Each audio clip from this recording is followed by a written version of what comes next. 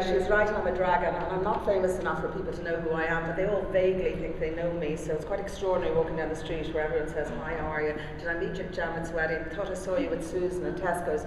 So that's the friendliest city on the planet as far as my son is concerned, because I'm constantly saying hello to people on the way who think they might know me or might be related to me.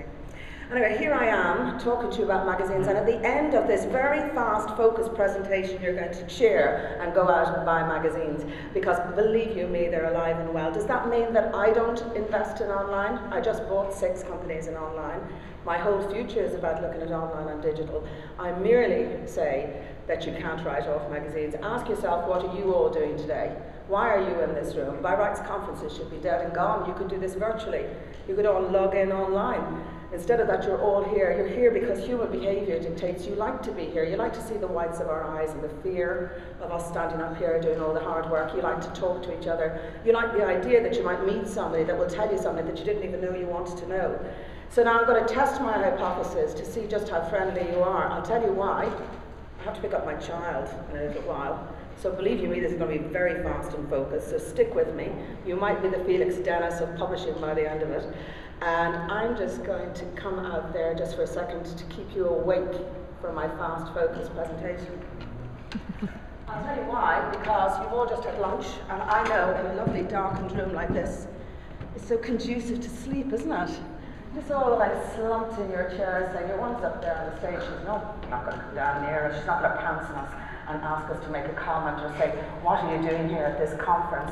And as I'm walking down here, particularly towards those people at the back who are so cool, they really shouldn't be up in the front, because they might want to slink out if she's very, very boring. So if I come down here and be prepared to answer, what am I doing to you? I'm communicating with you, but what am I doing? I'm almost physically getting inside your body, squeezing your heart, so that your heart rate is pumping just a little faster. And those of you who are very worried, because I stand right next to you, your mouth is going a little dry. Jesus, don't stop here. Move on. So you're all slightly more awake. The adrenaline is pumping a little bit. Isn't that the power of communication? I've just come inside your body and changed the way your systems work. And it's all going do. Get her back up on that stage where she's safe. Don't allow her down here. And I warn you, I'll be back in a little while. Are you sleeping? Yeah. Clinton is sleeping, but that's okay.